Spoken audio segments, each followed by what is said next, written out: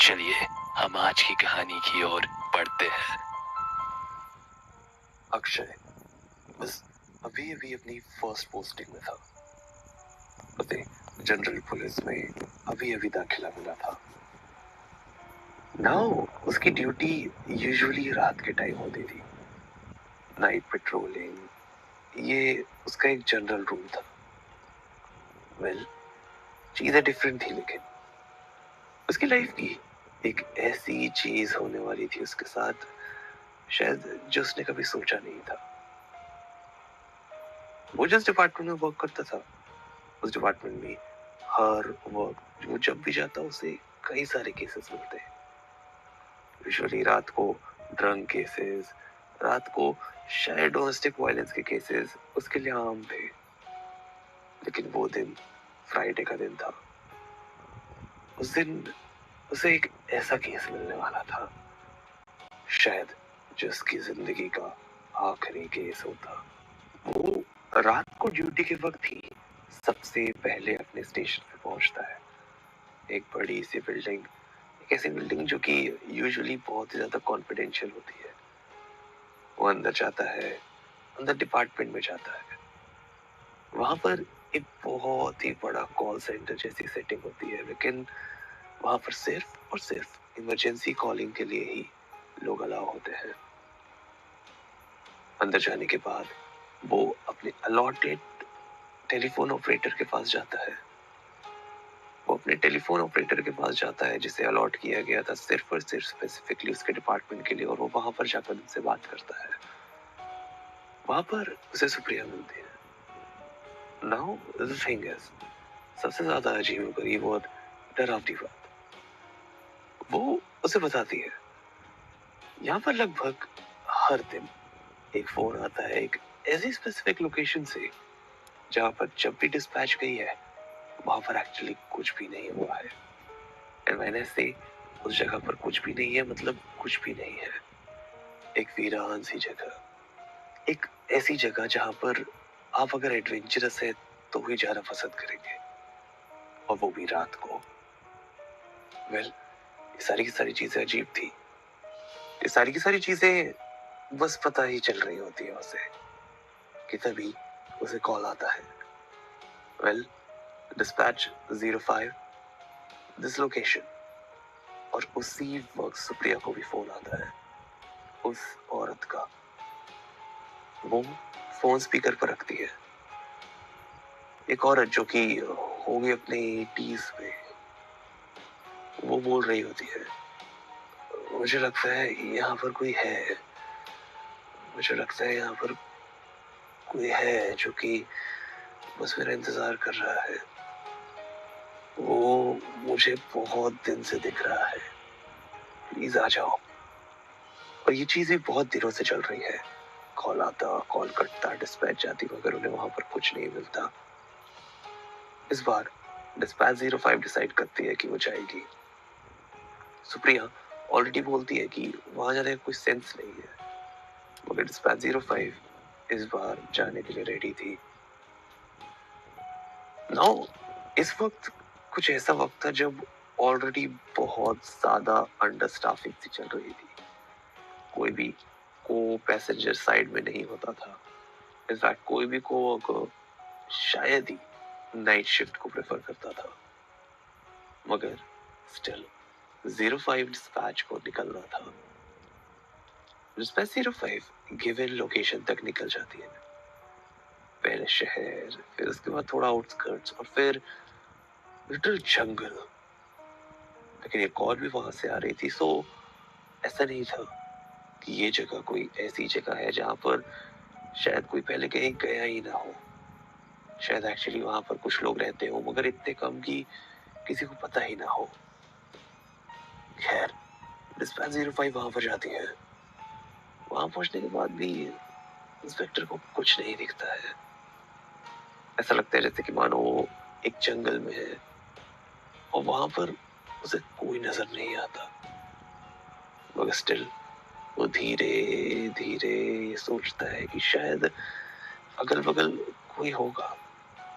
मगर वो धीरे धीरे जंगल के अंदर जाने की कोशिश करता है। डिस्पैचमैन बाहर रहती है, हाथ में फ्लैश लाइट और सेफ्टी के लिए एक हाथ में रिवॉल्वर।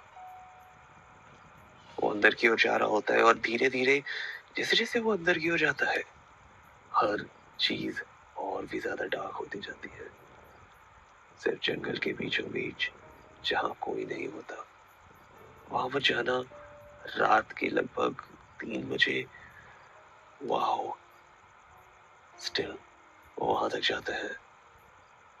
उन्हें जब ऐसा लगता है जैसे कि अब यहाँ पर कुछ नहीं है और वो गिव अप करने ही वाले होते हैं, उसकी नजर जाती है ठीक अपने लेफ्ट पर, लगभग 500 मीटर दूर एक रोशनी में।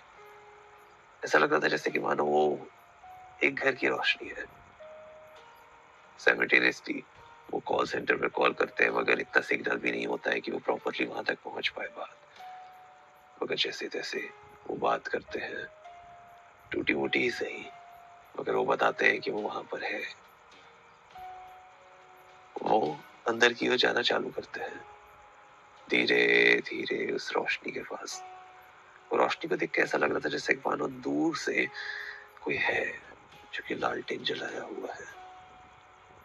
पास जाने पर डिस्पैचर सरप्राइज, वो एक पक्का घर था और वो भी 2 फ्लोर का। ये सारी की सारी चीजें अजीब थी, समझ नहीं आ रहा था कि ये सब कुछ कैसे हो सकता है, और वो भी आउट ऑफ नोवेयर, और इस नोवेयर प्लेस पे कैसे। बट एनीवे, वो अंदर की हो जाता है। जैसे ही वो बस उस कंपाउंड में पाँव रखता है, ऐसा लगता है जैसे कि मानो हर चीज बदल गई है। समर्स में भी विंटर्स का एहसास होने लगा है। अंदर जाते जाते डोर के पास पहुंचते ही ऐसा लगता है जैसे कि मानो बस वो वहां तक पहुंचा ही होगा कि पीछे से आवाज आती है, ऑफिसर। मैं पीछे की ओर पलटता हूँ। वो पीछे की ओर पलटता है, सामने देखता है एक बूढ़ी औरत अपने 80s में, एक स्टिक अपने हाथ में रखी हुई, चेहरा normal, friendly, but at the same time curious. वो देखती है और वो बोलती है कि फाइनली तुम आ गए। मैं अंदर नहीं जाऊंगी जब तक कि तुम नहीं जाओगे। यहाँ पर कोई है, यहाँ पर कोई है।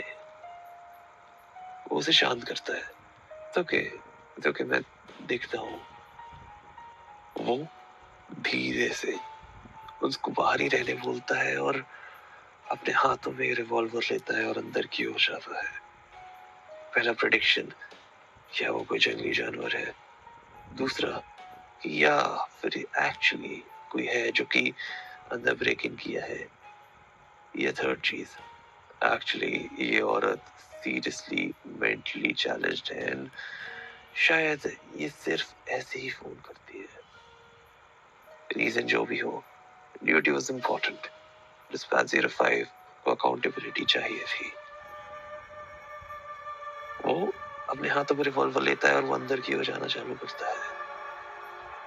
फर्स्ट फ्लोर, पूरा का पूरा घर ऐसा लग रहा था जैसे कि मानो सीजन से भरा हुआ है। हर चीज पुरानी थी, मगर at the same time organise थी। कोई वहां रह रहा है, मगर क्या वो वहां पर बिल्कुल ही रह रहा है, ये सवाल था। खैर, वो अंदर की ओर जाता है। फ्लो 01 बिल्कुल साफ, कोई नहीं था। हर कोना चेक करने के बाद, लाइट जलाने के बाद, अपने हाथ में फ्लैश लाइट से भी चेक करने के बाद, कुछ नहीं था वहां पर। फ्लो 02, वो घर बाहर से दिखने में छोटा था मगर एक्चुअली काफी ज्यादा बड़ा था। वो धीरे धीरे ऊपर की ओर जाता है और ऊपर पहुंचकर भी उसे सब कुछ सेम सा ही लगता है, बिकॉज ऊपर भी सिर्फ और सिर्फ वैसा ही फर्नीचर, ओल्ड मोल्ड एंड सबसे ज्यादा अजीब गरीब चीज, लाइट और भी ज्यादा कम थी।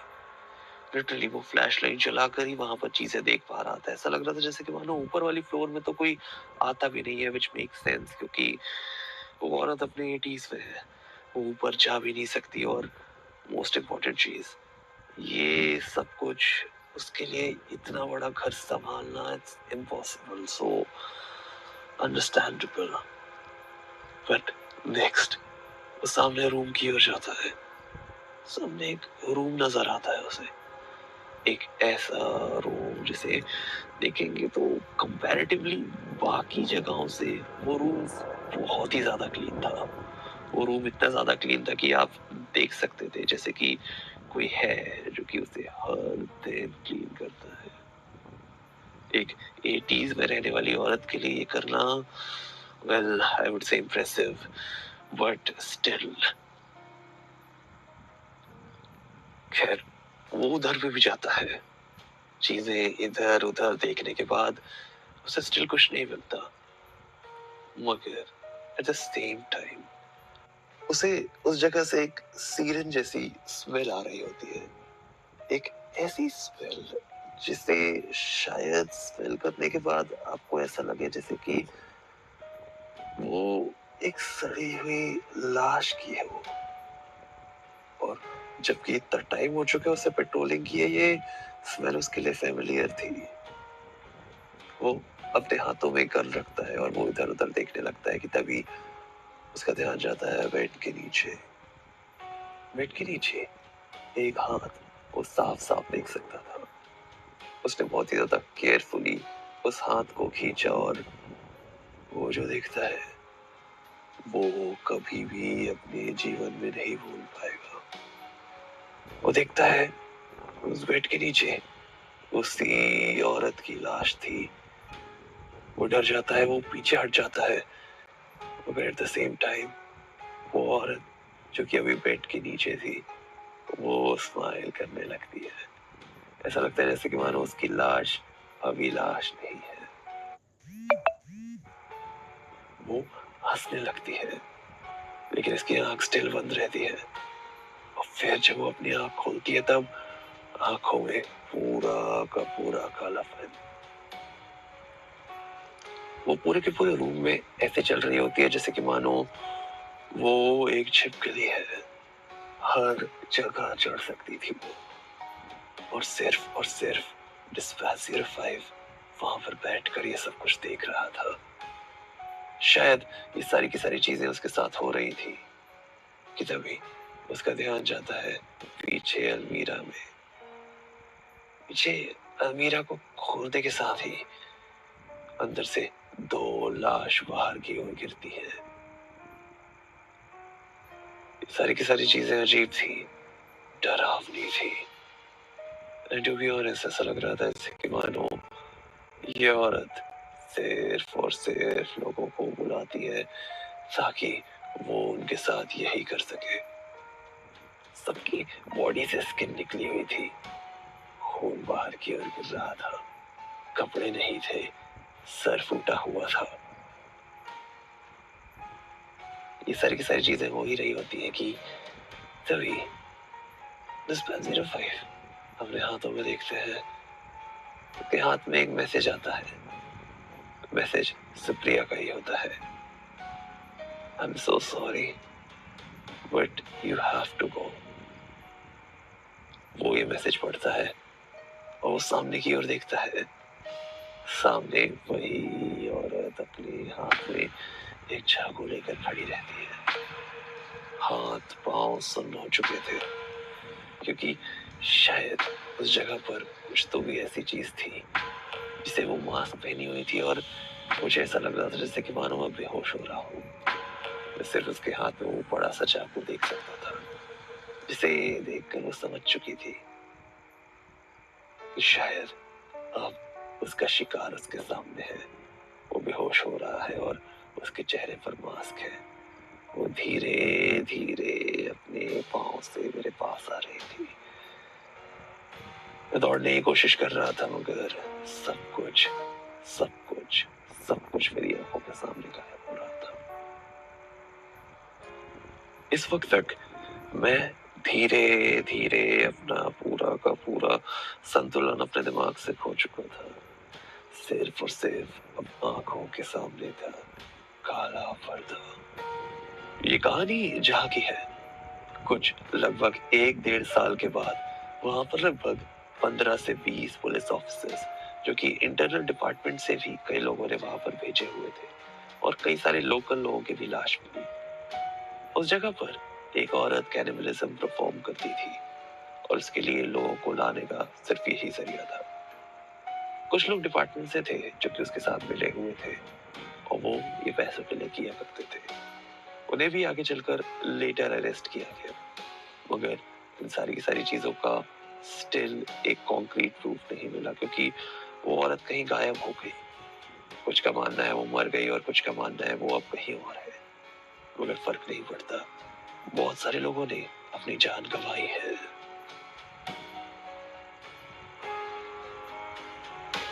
हे एवरीवन, मैं हूं आपका हूँ सार्थक मिश्रा, और आप सुन रहे थे इस कहानी को हॉरर टाइम पॉडकास्ट में।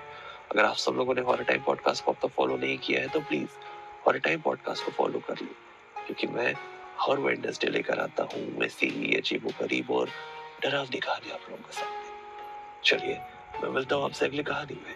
तब तक के लिए take care, bye bye, and please don't stop listening to the